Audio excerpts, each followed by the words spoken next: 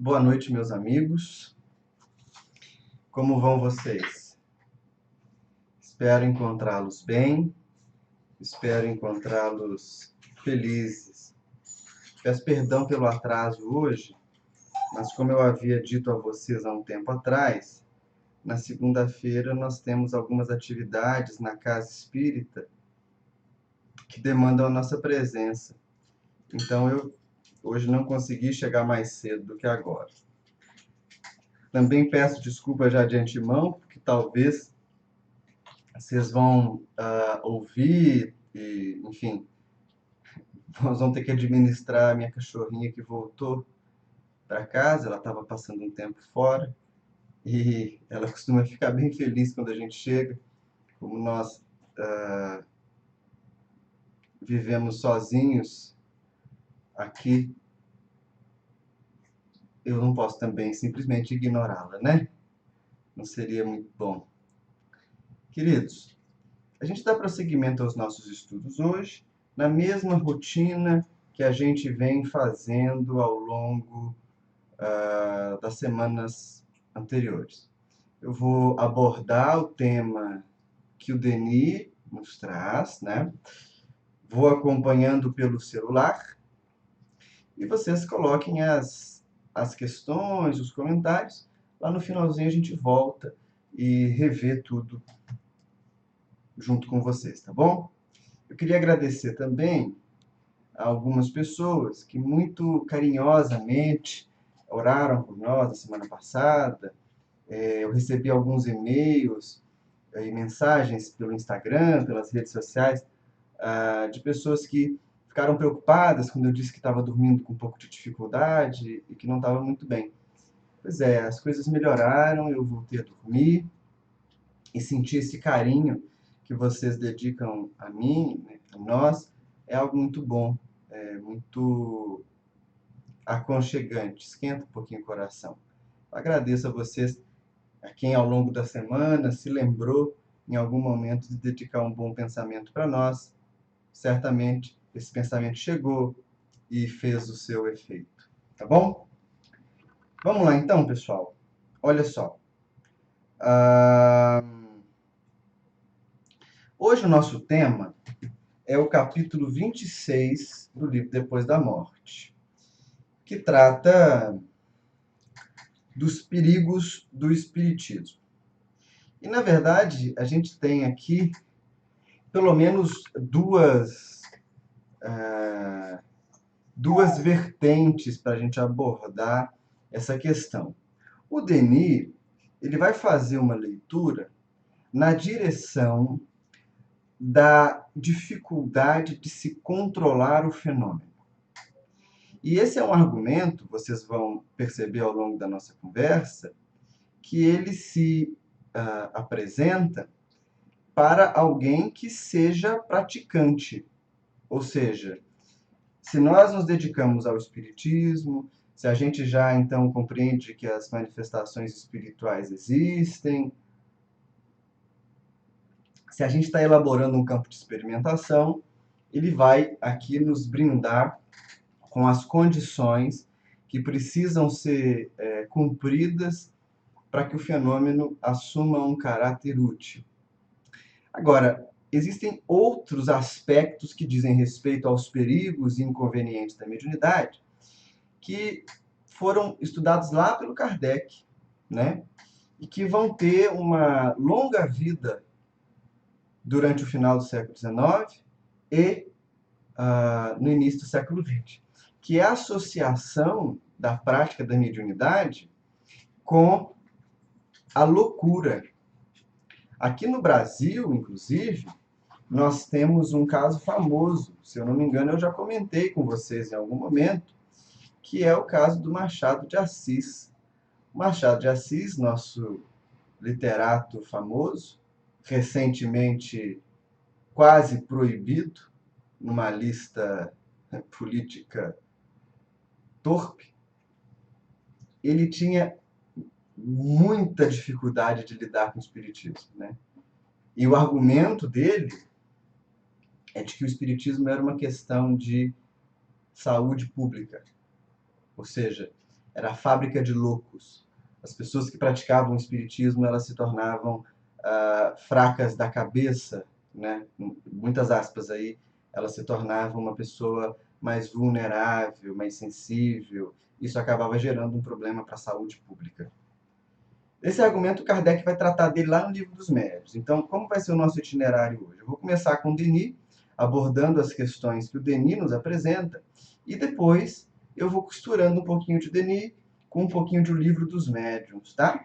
Então, quando eu pegar o Livro dos Médiuns, eu vou dizer para vocês, olha, agora eu estou usando o Livro dos Médiuns. Lá no item tal, na questão tal, eu vou apresentar para vocês exatamente de onde a gente está tirando a nossa referência. Tá bem? Vamos lá, então. O Denis começa, então, o capítulo 26, falando para nós a respeito dos experimentadores do Espiritismo. Ou seja, se a gente compreende que o Espiritismo pode ser experimentado, isso é muito importante, ou seja, perceber que o Espiritismo não depende de crença, não depende de que você se sinta alguém que acredita nos espíritos, alguém que... não disse, ela veio. Alguém que vai entender o contato com o mundo invisível como um artigo de fé. Como que a gente vai lidar com essa experimentação? O primeiro problema que a gente tem que vencer, o Denis fala para nós, já no segundo parágrafo, quando ele diz assim, olha,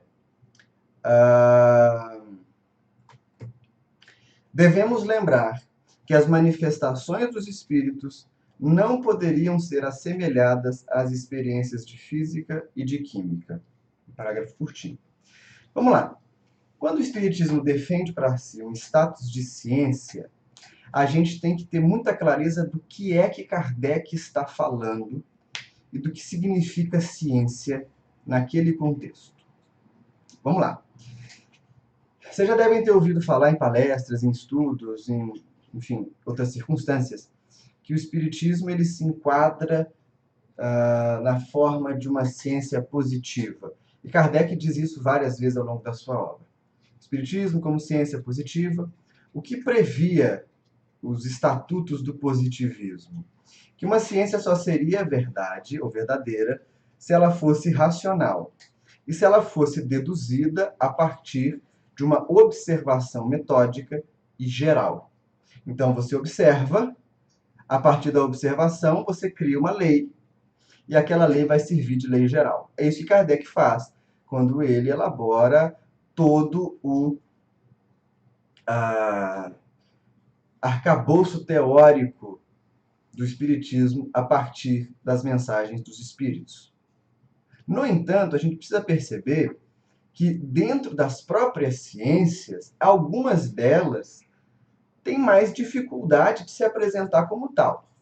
Vamos pensar assim, ó, na psicologia, tá? Eu não sou do campo da psicologia, mas facilmente a gente pode pensar que caso a gente tenha algum tipo de teoria sobre uma ou outra situação de transtorno mental, não é ético e nem é possível que você simplesmente pegue as pessoas que são pacientes, né, desses quadros, simplesmente jogue essas pessoas numa casa ou num espaço e faça todos os testes ou tente obter os resultados que você espera. Porque há uma série de fatores aí que impedem essa verificação. Ou seja, como que você pode replicar um experimento que envolve vida e vontade de outras pessoas? É mais difícil, né? Quando a gente pensa em outras ciências, vou dizer para vocês então a sociologia como uma ciência humana, posso dizer também da história como uma ciência humana, e certo que alguns filósofos vão questionar se essas ciências, se essas disciplinas são ciência de fato. Mas encarando que sejam, não tem muito como a gente necessariamente replicar experimentos, né? As análises são feitas a partir das conjunturas e da observação das coisas, mas você não consegue replicar.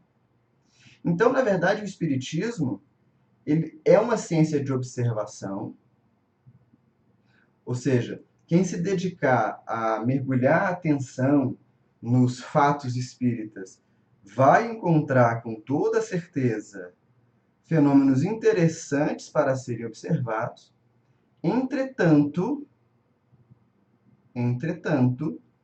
esses fatos não podem ser repetidos à torto e à direito. Não é como quando você ferve uma água, que quando ela atingir 100 graus, ela começa a entrar em ebulição. Para o fenômeno espírita acontecer, a gente vai depender de 3 fatores, sempre. Um desses fatores é o médium. O outro desses fatores é o meio. E o terceiro deles, os espíritos. Quando a gente consegue uma conjunção de médium, meio e espírito que garante a afinidade, vontade, possibilidade de comunicação, o fenômeno mediúnico acontece. Mas não é simplesmente pelo fato de você ter um médium que os espíritos vão querer conversar com aquele médium, ou vão querer mandar mensagens através dele. Não é porque você tem espíritos dispostos a se comunicar que o médium, por exemplo, vai ter afinidade com aquele espírito, afinidade mental, psíquica, e, portanto, vai conseguir ser um instrumento da comunicação. E, por fim, você pode ter médium, você pode ter meio, perdão, você pode ter médium, você pode ter espírito, mas o meio onde essa comunicação vai se dar pode ser totalmente insalubre, psicamente desorganizado, e aí a comunicação também não se estabelece. Nós estamos dizendo isso porque, se alguém deseja se dedicar à observação dos fenômenos espíritas, é preciso então que o indivíduo se dedique a pelo menos 2 coisas.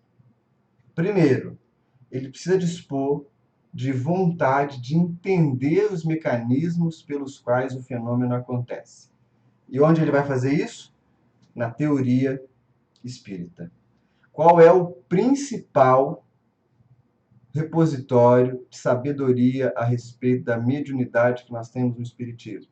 Até hoje, não é superado. Nós estamos falando do Livro dos Médiuns.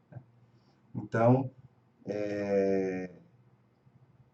para além da feição religiosa que nós damos ao Livro dos Médiuns, o que há ali é um manual de evocação e de contato com espíritos, né? Então, Kardec vai definir o Livro dos Médiuns, olha só, eu estou com um exemplar aqui, como, lá no frontispício, Espiritismo Experimental, bem aqui assim, ó, esse é meu primeiro Livro dos Médiuns. Eu tenho ele desde que eu comecei a estudar a mediunidade, lá com 16, 17 anos. Todo judiado, tadinho. Kardec escreve então para nós, aqui em cima, no frontispício, Espiritismo Experimental, o Livro dos Médiuns ou Guia dos Médiuns e dos Evocadores, contendo um ensinamento especial dos espíritos sobre a teoria de todos os gêneros de manifestações, os meios de comunicação com o mundo invisível, o desenvolvimento da mediunidade, as dificuldades e os escolhos que se podem encontrar na prática do espiritismo.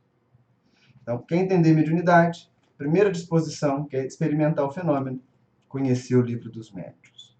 Ah, não dá para ler um resumo, não dá para estudar por outras fontes e tal. Dizem-nos os espíritos que não. Ainda não há, dentro do espiritismo, nada que substitua o pensamento de Kardec, né? E por que não? Porque ele é um pensamento que vai criar o paradigma espírita, né? Então, dificilmente ele vai ser superado na sua completude. Alguns pontos podem ser revisitados, dependendo do tempo e daquilo que a gente começa a descobrir, mas o cerne, o eixo que orienta a prática espírita, ou o espiritismo prático, a gente pode dizer assim, está no Livro dos Médiuns. Então, a primeira coisa é essa. A segunda coisa que um pesquisador que deseje se aventurar pelo espiritismo e pelo estudo dos fenômenos precisa é de paciência, é de tempo. Porque os fenômenos não acontecem pela vontade de quem experimenta, mas pela vontade dos espíritos que desejam se manifestar. Isso não significa dizer que quando os espíritos se manifestam é uma coisa boba, superficial, vazia. Não, não. Há fenômenos riquíssimos, fenômenos muito elaborados, fenômenos impactantes, mas depende de uma inteligência externa. Isso, para os nossos pesquisadores, é muito incômodo.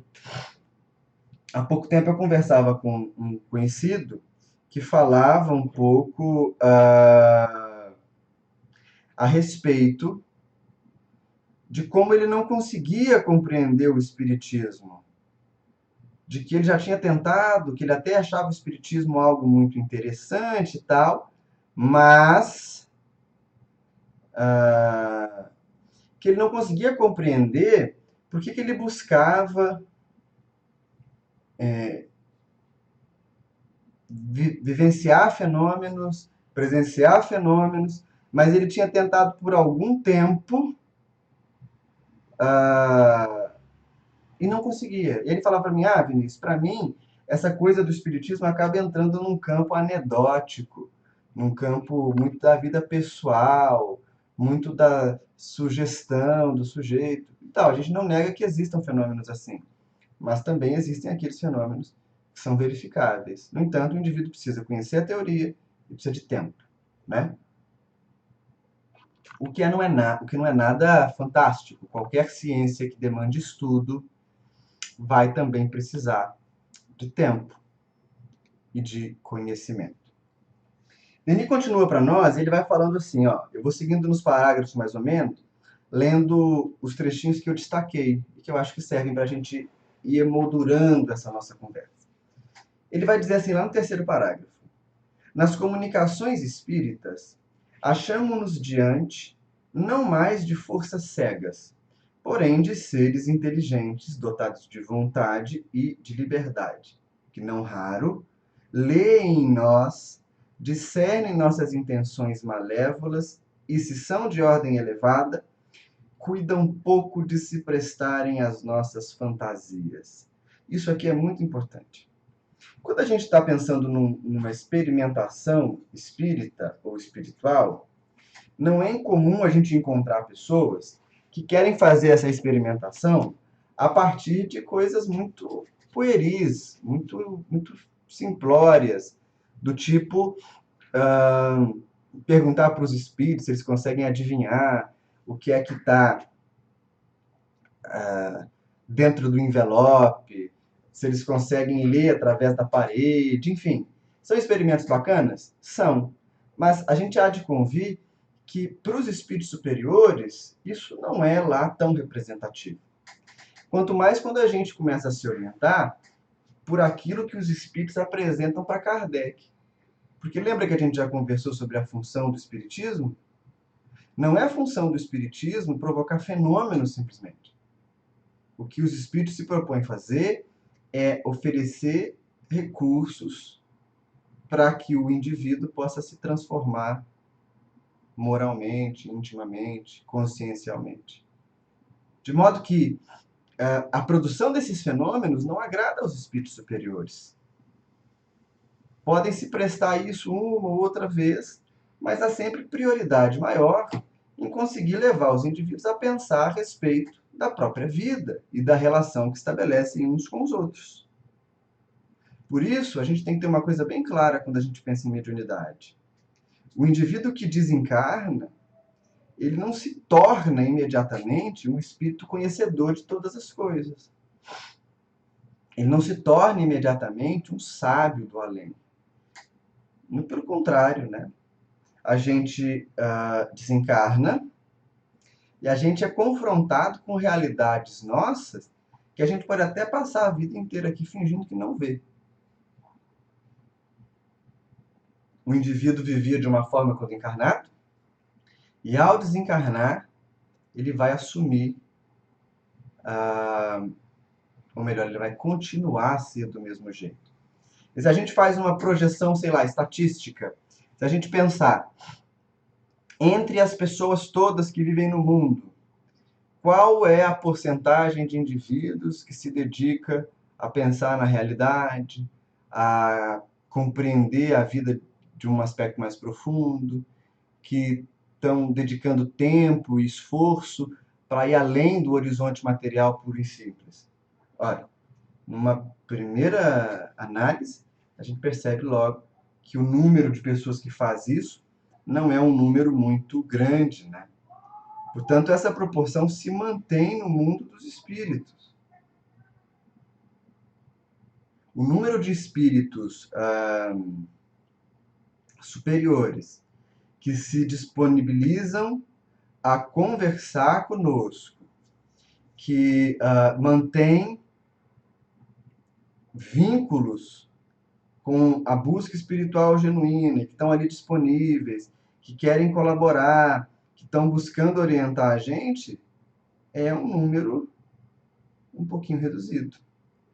Então significa que qualquer pessoa que chegar, qualquer momento, e falar assim, eu quero ter contato com o espírito tal, o espírito vai atendê-lo imediatamente? Não. Né? Imagina que a gente tentasse uma audiência com uma pessoa muito importante. Não precisa ser ninguém, nenhuma autoridade política, não. A gente pode pensar numa autoridade espiritual mesmo. A gente pode pensar no Chico, ou no Papa, ou qualquer figura de santidade, de sabedoria que a gente entenda. Essas pessoas têm compromissos, têm disciplina, têm responsabilidades. Portanto, não é simplesmente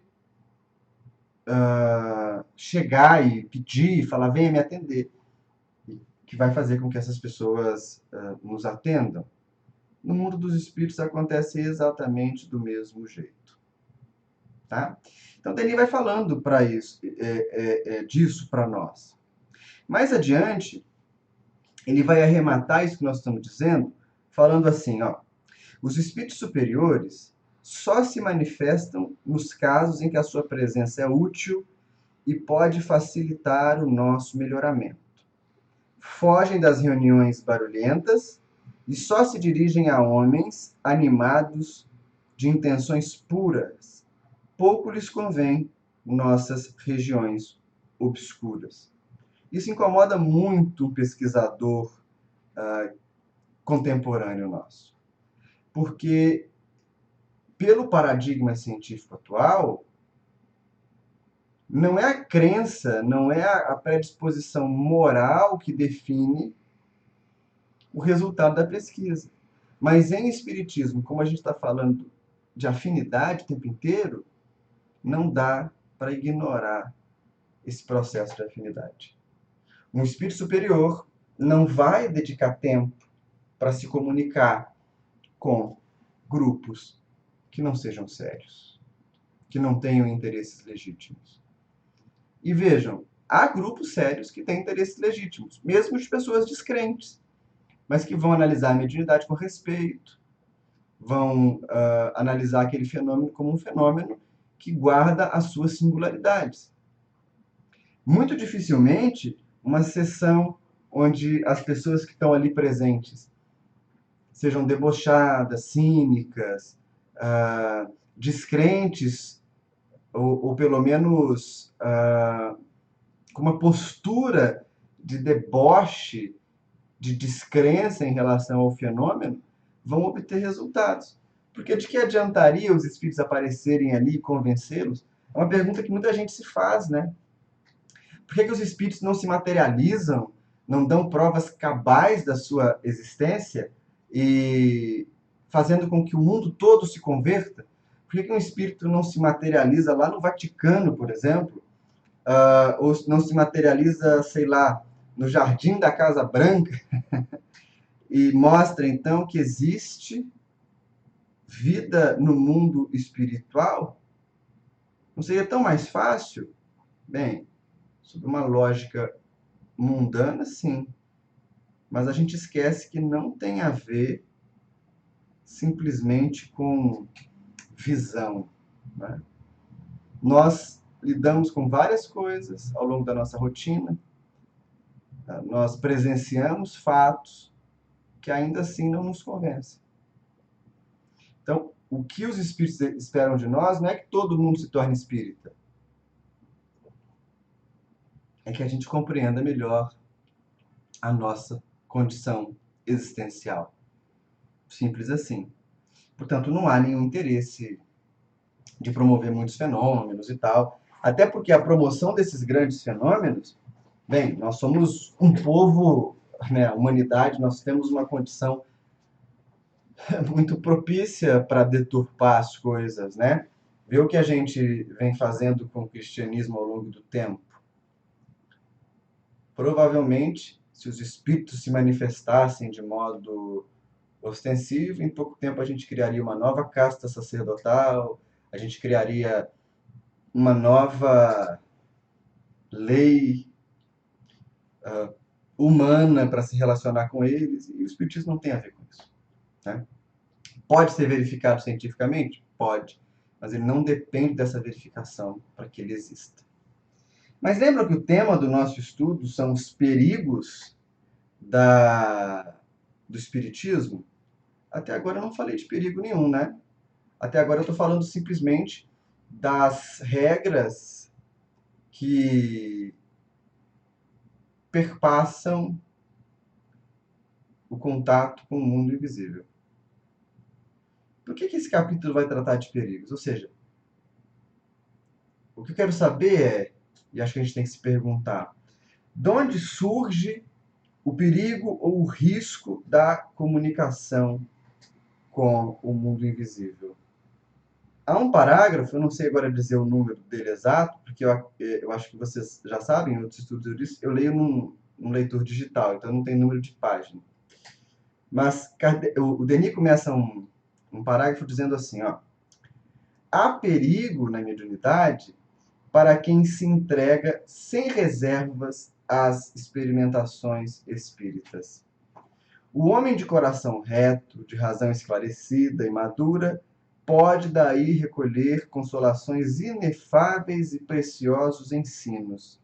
Mas aquele que só fosse inspirado pelo interesse material, ou que só visse nesses fatos um divertimento frívolo, tornar-se-ia fatalmente o objeto de uma infinidade de mistificações.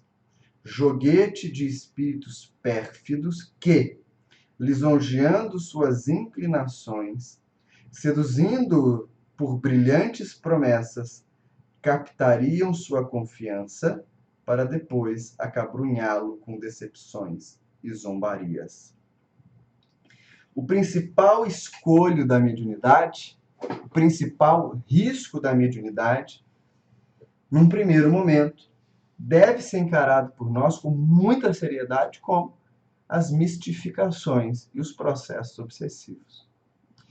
E qual que é o risco da mistificação? O espírito não vai ter poder de matar você. Isso tudo que a gente ouve falar é lenda urbana, né?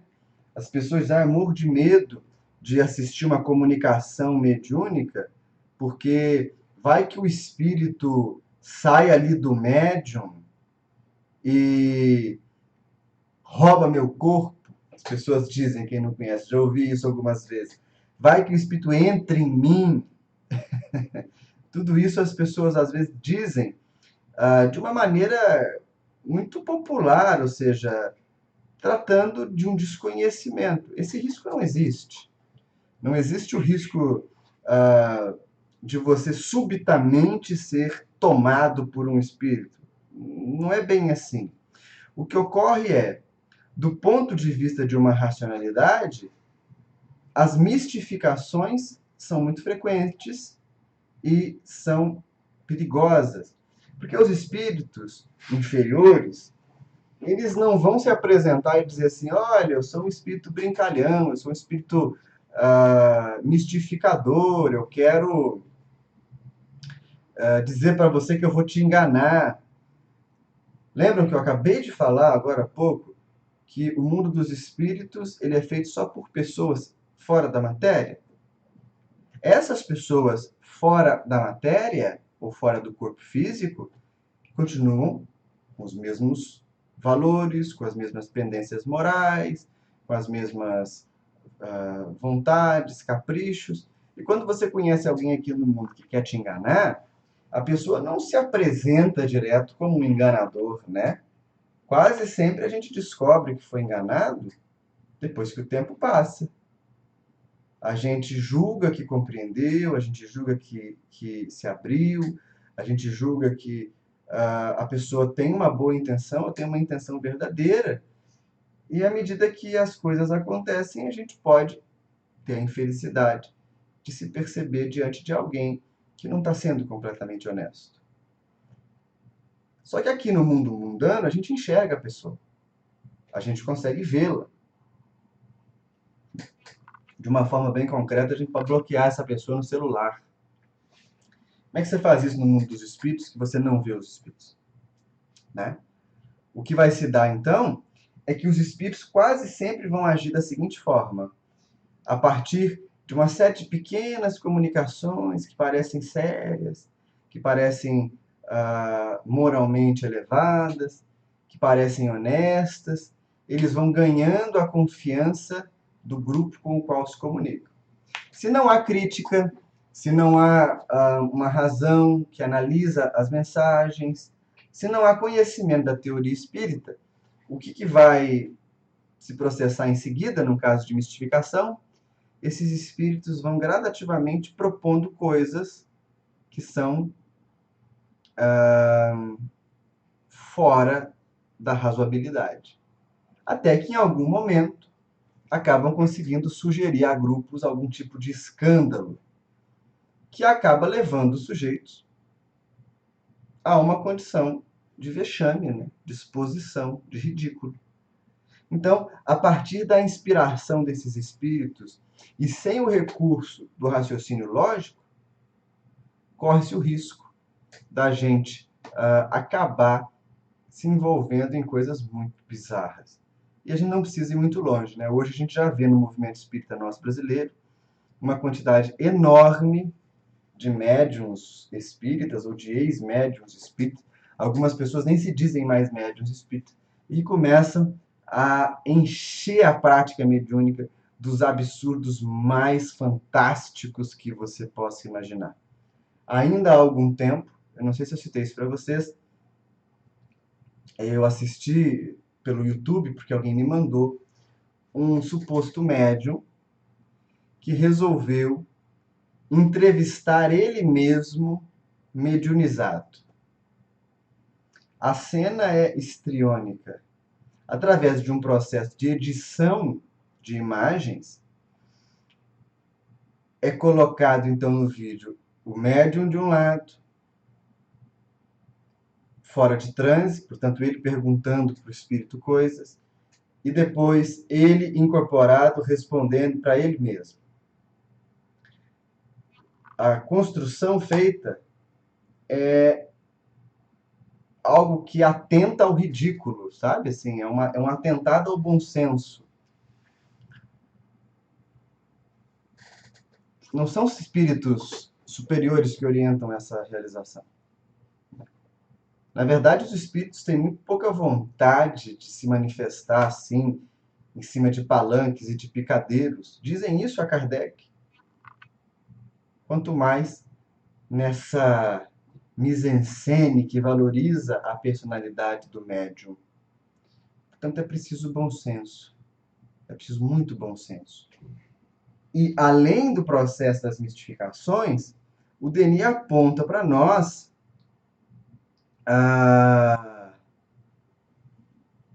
o risco também da obsessão, que aí sim é a vinculação de um espírito inferior a alguém, a perseguição desse alguém. Cada vez mais esse vínculo pode se tornar forte, e quanto mais o vínculo é forte, maior a autoridade que o espírito tem sobre a pessoa. Aí a gente vê casos de pessoas que tomam atitudes muito estranhas sobre influenciação dos espíritos, né? Qual que é a solução para isso? Denis apresenta para nós, no penúltimo parágrafo, no meio dele, ele vai dizer assim, ó, para repelir as más influências, para afastar a horda dos espíritos levianos ou maléficos, basta tornar-se senhor de si mesmo. Jamais abdicar o direito de verificação e de exame, de procurar, acima de tudo, os meios de se aperfeiçoar no conhecimento das leis superiores e nas práticas das virtudes. Isso aqui é muito importante, porque a gente parte de um princípio, até muito camarada, de acreditar inicialmente nos fenômenos. E não é esse o melhor comportamento. Claro que a gente não está falando, nem sugerindo aqui, que a gente seja agressivo, que a gente seja rude, mas é fundamental que eu tenha sempre um pensamento que me leve a confrontar aquilo que eu tenho no campo teórico com aquilo que eu tenho no campo prático. As duas coisas devem ser complementares ou sobrepostas, mas elas não podem ser divergentes. Eu não sei se eu contei para vocês, eu participei há algum tempo de uma experiência muito, muito, muito interessante de uma reunião de efeitos físicos, de materialização de espíritos. Eu nunca tinha participado. E quando fui convidado para participar dessa experiência, a minha postura desde o princípio foi uma postura muito crítica. Inclusive disse a quem me convidou e disse ao médium que partia do princípio de que a reunião era uma mistificação.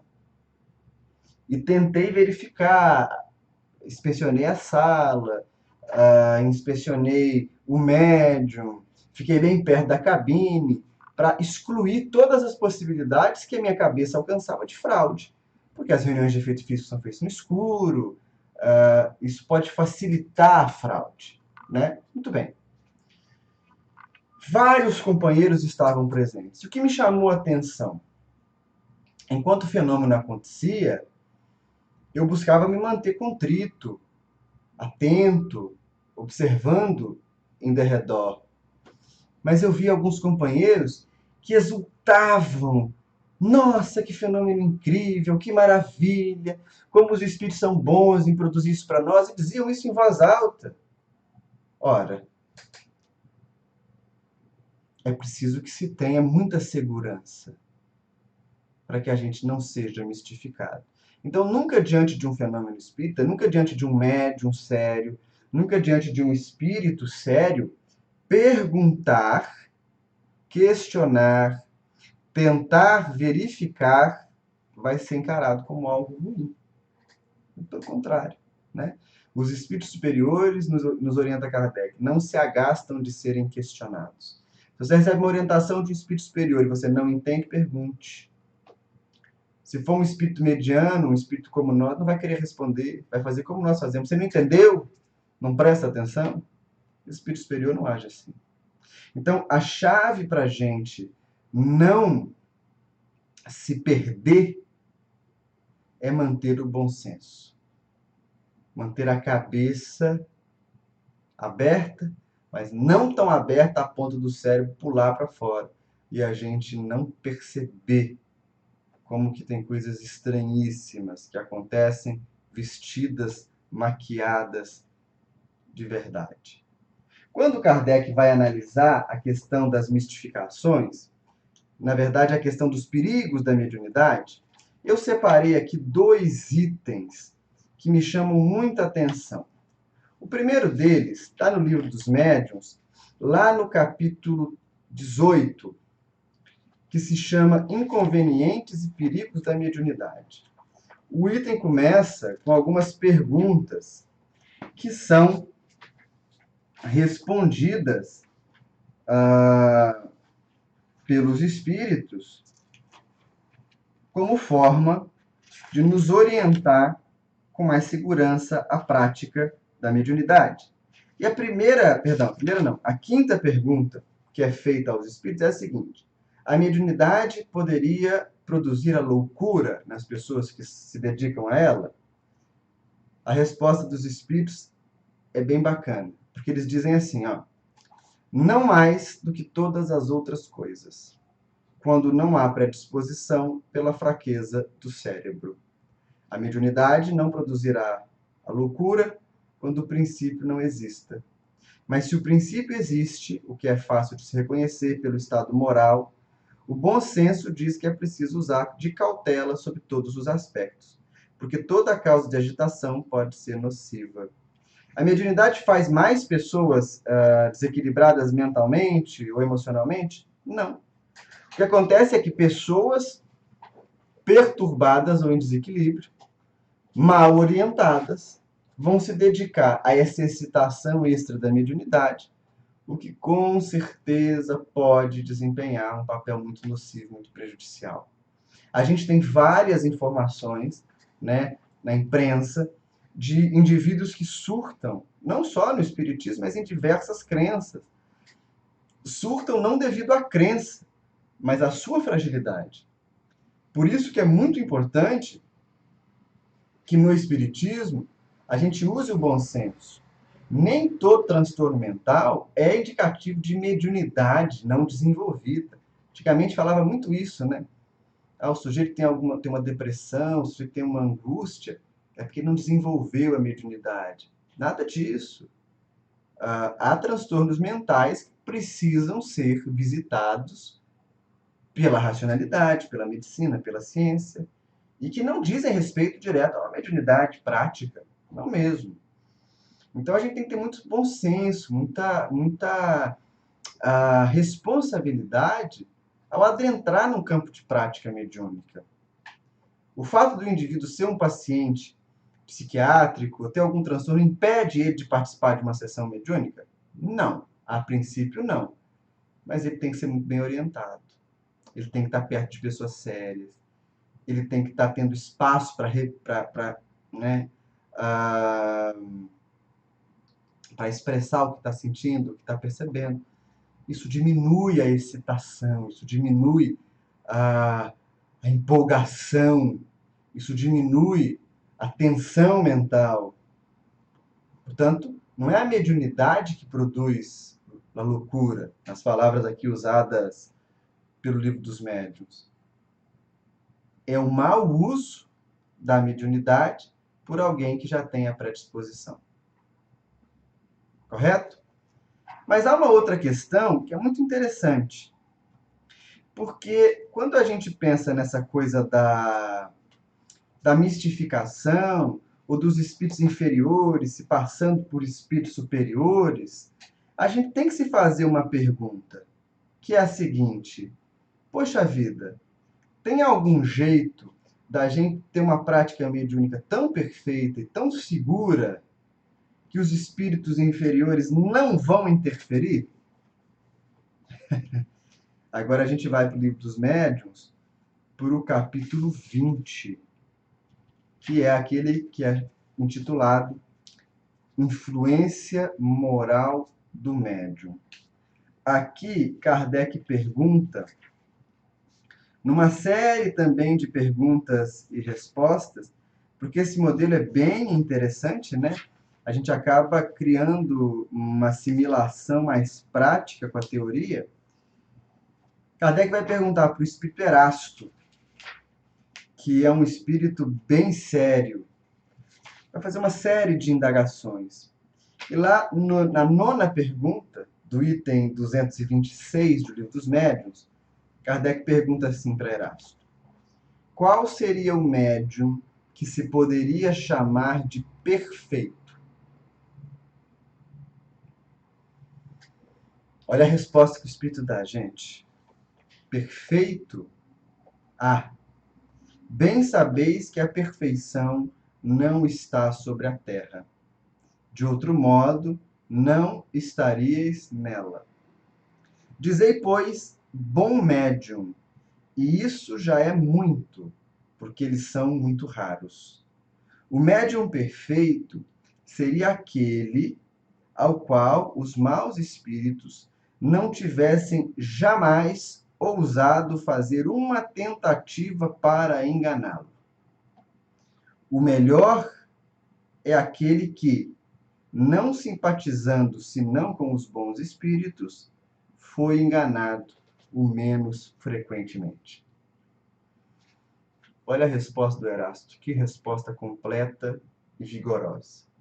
Médium perfeito não existe na Terra, porque a Terra não é lugar de gente perfeita. Simples assim. O médium perfeito seria aquele que os espíritos inferiores nunca nem tivessem tentado enganar porque tivessem receio, respeito. Esse médium não existiu. Quando os espíritos fazem referência ao bom médium, é aquele a quem os espíritos inferiores enganaram menos vezes. Ou seja, aqueles que conseguiram perceber esse processo de mistificação ou foram capazes de aprender com a sua própria trajetória. Então, a mediunidade é um campo onde não há controle da produção do fenômeno. Isso que nós estudamos hoje é diferente, por exemplo, de charlatanismo, de falsificação, que é o próximo tópico que a gente vai ver, né, na semana que vem, no capítulo 27. Nós não estamos tratando aqui nesses perigos da mediunidade de um indivíduo que, por vontade própria, frauda o fenômeno. Não é isso. Nós não estamos tratando aqui de alguém que vai cobrar pela mediunidade e que, quando o espírito não se manifesta, ele cria um fenômeno para poder atender ao seu cliente. Não, a gente está falando de médiuns que acabam caindo nas malhas de espíritos não muito corretos, não muito honestos. Então, todo médium pode ser mistificado. E digo mais, todo médium, em algum momento da sua trajetória, passou por uma experiência ou várias experiências de mistificação. Vinícius, mas até o Chico, até o Divaldo, até a Dona Ivone, todo médium, neste plano, a perfeição para o pensamento espírita só existiu na figura do Cristo. Todos nós, todos os médiuns, trazem as suas fragilidades. E é nessas fragilidades que as mistificações podem acontecer. Então só tem um jeito da gente se precaver: adquirindo conhecimento e consciência. O conhecimento nos fala da lei, né? Nos fala do processo como o fenômeno se dá. E a consciência mostra as nossas limitações. Um indivíduo que conhece teoria e sabe das suas limitações dificilmente vai ser enganado, né? Dificilmente vai cair nesse conto, nessa fala fácil dos espíritos mistificadores. Tudo bem? Vamos lá. Vou agora para as respostas às perguntas que vocês me fazem. Gisele, um abraço para você, que não tem conseguido estar com a gente. Você consegue assistir de um outro momento quando quiser. A Kátia parece perguntou que chá que eu bebo. Eu não bebo chá, eu bebo água. Vamos para as questões. Na reunião mediúnica de ajuda, a Kátia apresenta para nós aqui, de vez em quando aparece um espírito que tenta mistificar, mas ao longo da conversa cai em contradição. Aí a Mônica logo embaixo pergunta: dentro de um grupo mediúnico sério, por que a espiritualidade superior permite que isso aconteça? Não é uma questão de permitir ou não permitir, isso é do próprio fenômeno. Imagina que nós estamos confiando naquilo que fala um ser que a maioria do grupo não vê, e que fala através de uma outra pessoa. É um telefone sem fio duplamente cego. Então, isso não acontece porque os espíritos permitem. Isso acontece porque é da própria natureza do fenômeno. Na medida que o grupo começa a se tornar mais atento, ele mesmo entende que a mistificação não é indesejada, porque o mistificador precisa de alguma instrução ou de algum esclarecimento, tanto quanto aquele que chega numa posição de sofrimento. Tá? Então, nós não estamos falando de bem e mal, certo e errado, alto e baixo. Nós estamos falando de um processo muito mais complexo de convivência entre planos. Então, o processo de mistificação, ele é ainda muito presente no processo da mediunidade. Mas e ao ponto de chegar a expor o grupo ao ridículo? E os mentores da reunião?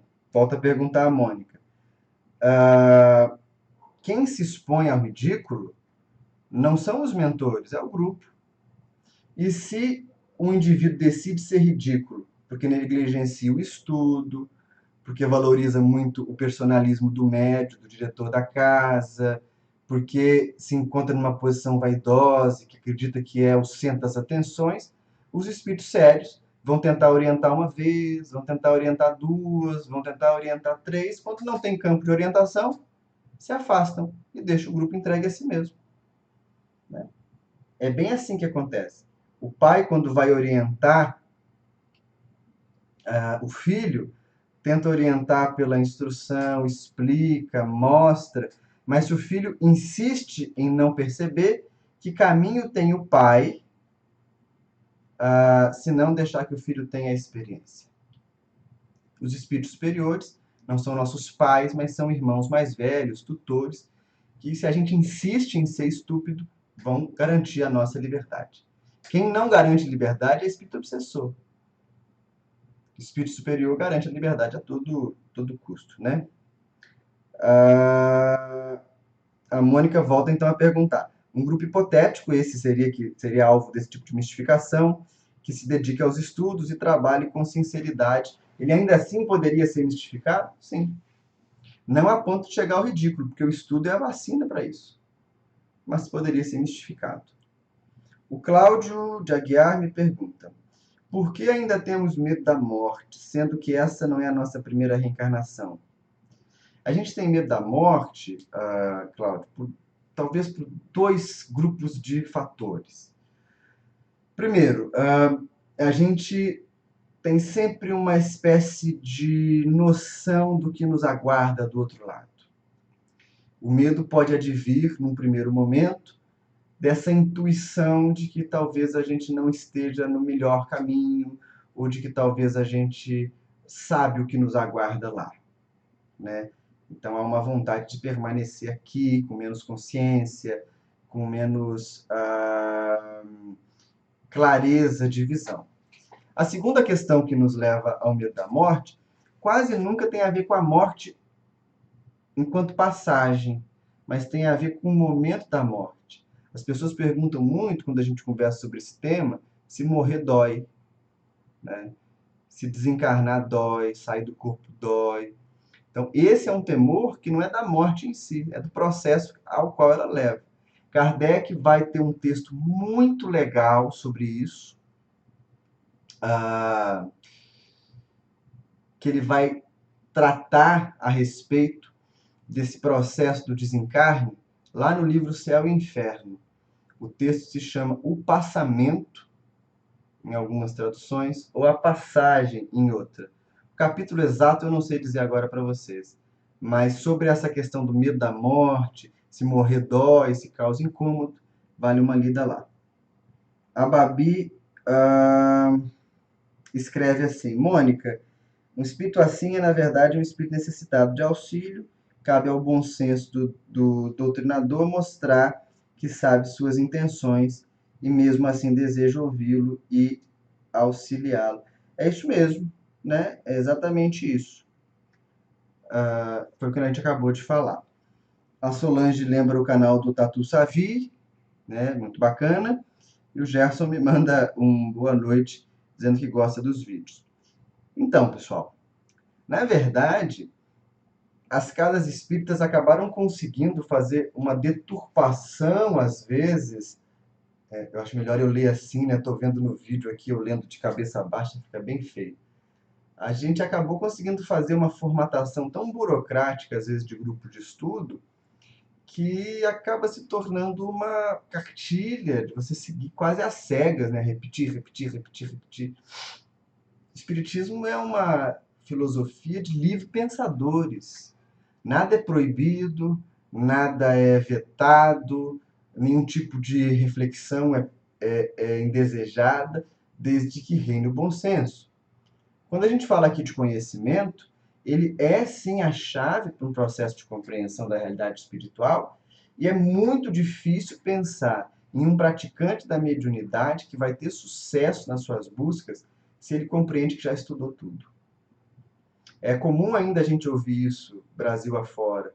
A gente chega numa cidade e as pessoas dizem assim, eu estou estudando mediunidade, mas a gente tem dificuldade de trazer os médios mais antigos da casa para a reunião de estudo, porque eles dizem que já estudaram muito. Esse médio devia rever urgentemente os seus conceitos, né? A gente sempre precisa estar revendo, aprofundando, retomando questões. Isso dá para nós a tranquilidade de estar mais atento e não cair nas mistificações. Boa vontade, estudo e reforma moral é aquilo que nos livra dos principais perigos da mediunidade ou do espiritismo. Tudo bem? Acho que nós chegamos então ao fim da nossa reunião de hoje. Na semana que vem, como eu disse, a gente vai abordar a questão do charlatanismo e da venalidade, que é um outro problema muito sério. Tem muito médium por aí que é simplesmente pilantra mesmo, né? Simula a prática espiritual porque obtém a partir dela vantagens pessoais. Vinícius, mas o médium não recebe dinheiro. Não precisa ser só dinheiro, não. A gente tem uma série de valores simbólicos, a gente tem um mercado simbólico de pagamento para os médios. Ele é bem-vindo em todos os lugares, as pessoas pagam coisas para eles, não dão dinheiro, mas compram presentes, ele se envolve com figuras influentes, importantes da sociedade. Tudo isso diz respeito a uma espécie de mercado. E se a mediunidade não pode garantir comunicação dos espíritos, qualquer médium que cobre merece uma atenção redobrada. Tudo bem? Mas isso nós vamos ver na semana que vem. Eu espero que vocês tenham uma boa noite de sono, que vocês tenham uma boa semana. Qualquer questão, mandem um e-mail, eu vou responder antes de desencarnar, prometo. Tá aí meu e-mail para vocês. A gente se encontra na próxima segunda para mais um encontro, se Deus quiser. Um beijo grande no coração de vocês, meus amigos. Até breve.